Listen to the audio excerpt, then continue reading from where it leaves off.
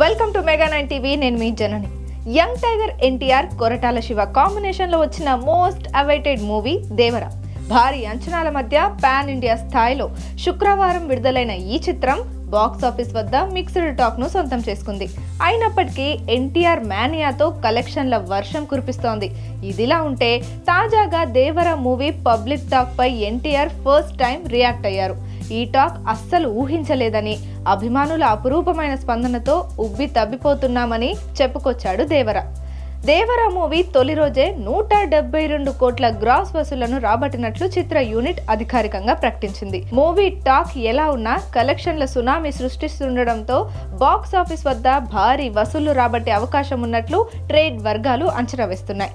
ఇకపోతే movie public talk పై తాజాగా ఎన్టీఆర్ స్పందించారు. మూవీ ప్రచారంలో భాగంగా అమెరికాలో పర్యటిస్తున్న ఆయన మీడియాతో ఆసక్తికర విషయాలను పంచుకున్నారు. RRR కోసం చాలా రోజులు నీళ్లలో ఉండాల్సి వచ్చిందని, ఇప్పుడు డైరెక్టర్ కొరటాల శివ కూడా తనను నీళ్లలోనే ఉంచుతున్నాడని ఎన్టీఆర్ తెలిపాడు. దేవరా పార్ట్ 1 తో వాటర్ సీక్వెన్స్ అయిపోతుందనుకున్నా, కానీ వాటికి వస్తున్న స్పందన చూస్తుంటే పార్ట్ 2 లో కూడా వాటర్ సీక్వెన్స్ డోస్ ఇంకా పెంచాల్సి ఉంటుందేమోనని అన్నాడు. క్లైమాక్స్ లో వచ్చే shark scene, under water sequence 30 రోజులకు పైగా నీటిలోనే ఉండాల్సి వచ్చిందని చెప్పుకొచ్చాడు.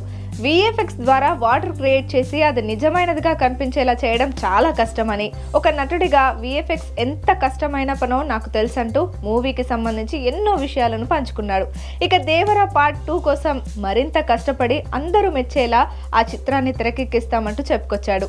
ఇకపోతే ఈ నెల 27న వరల్డ్ వైడ్ గా రిలీజ్ అయిన దేవర మూవీ కలెక్షన్ల పరంగా భారీ వసూళ్లు రాబడుతోంది. తొలి రోజు 172 కోట్ల గ్రాస్ కలెక్షన్లను రాబట్టింది ఈ మూవీ. అటు ఓవర్సీస్ లో కూడా కాసుల వర్షాన్ని కురిపిస్తోంది. ఉత్తర అమెరికాలో ఇప్పటికే $4 మిలియన్ పైగా వసూళ్లను రాబట్టినట్లు ట్రేడ్ వర్గాలు చెప్తున్నాయి.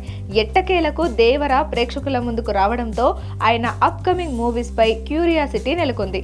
ప్రస్తుతం వార్ 2లో నటిస్తున్న ఎన్టీఆర్ ఆ తర్వాత ప్రశాంత్ నీల్ మూవీని పట్టాలెక్కించే అవకాశం ఉంది. మరి నెక్స్ట్ సినిమాలతో ఎన్టీఆర్ ఎలాంటి సంచలనాలు క్రియేట్ చేస్తాడో చూడాలి.